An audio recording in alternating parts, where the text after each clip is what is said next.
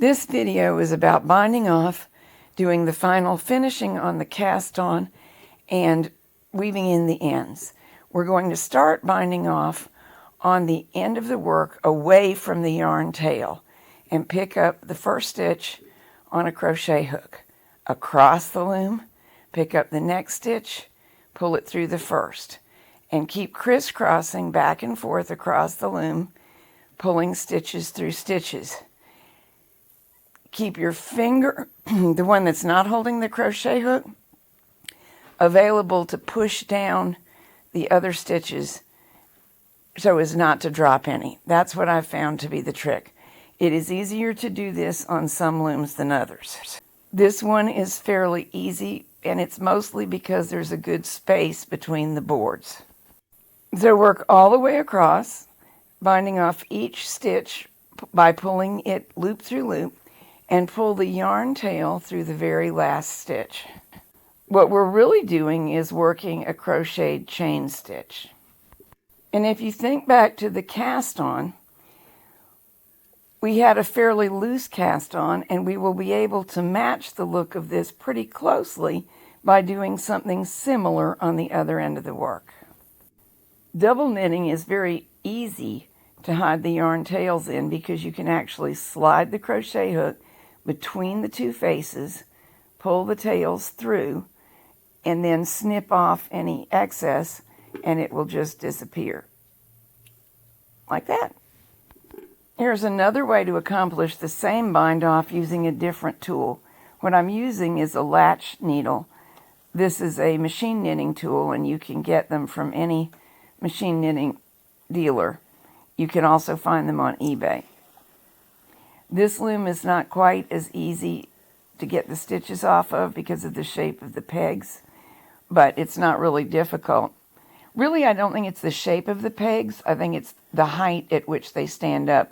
So you have to plunge your tool in and pull back in a more vertical application than the other one. It's much easier than what I'm showing you. I'm trying to keep my fingertips out of the way. I normally do accomplish it with one hand continuing to hold the tool.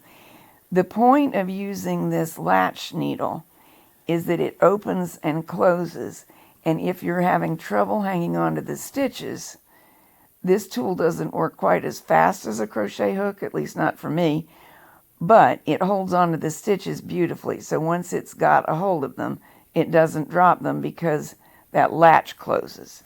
It's an option.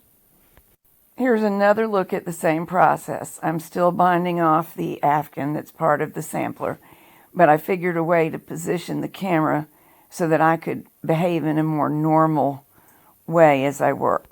It's not fast, but you only have to do it once per project. The way you've been seeing me work is about the speed at which I can normally really accomplish it. Now I'm speeding it up so that you get to see the whole process without taking the rest of your day.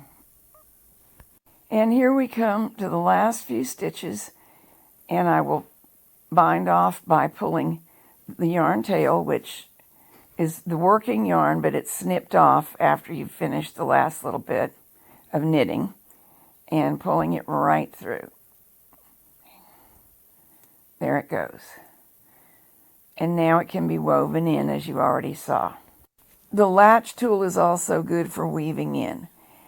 It works best with both the latch tool and the crochet hook if you actually grab the yarn a little bit away from the edge of the fabric. It allows enough slack to pull through easily. This knitting is a finer gauge than the blue knitting you saw me working with first, and so the finer needle, or a smaller crochet hook if that's what you're using, is appropriate to fitting it in. If any stitches suffered snags or pulls, as this one did, you can hide those in the same manner. All the yarn tails can be pulled between the layers of fabric using your trusty crochet hook or latch needle, and then snipped off flush with the surface of the fabric, and they'll just disappear. The cast on may be finished anytime you have enough distance to work with. I'm going to show it to you without getting very far on the knitting because that will mean the loom will hold it up and you can see better. See the anchor cord extending through the cast on, the beige yarn? That is keeping things orderly for us.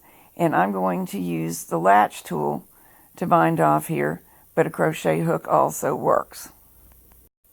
There will be a yarn tail on one side of the work. We start at the opposite end, grab the loops in order that are held by the ravel cord, and pull one through the next.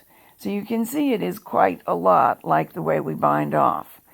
There is a little trick in that sometimes those loops will tend to get a little bit disorganized looking. They'll cross one another because they're loose.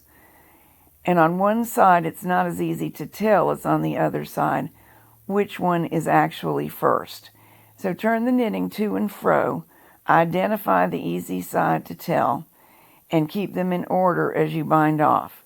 If you make one mistake, it is not really ruinous, but you can spot it once you have an experienced eye, and it creates a more even and good-looking cast-off.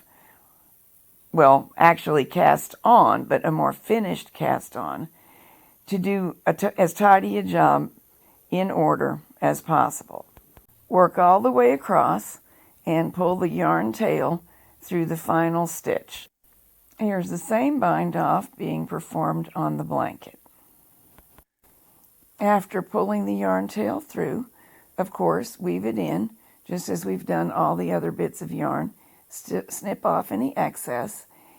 Then you can cut or untie the anchor cord and pull it out, and it will be as though it had never been there.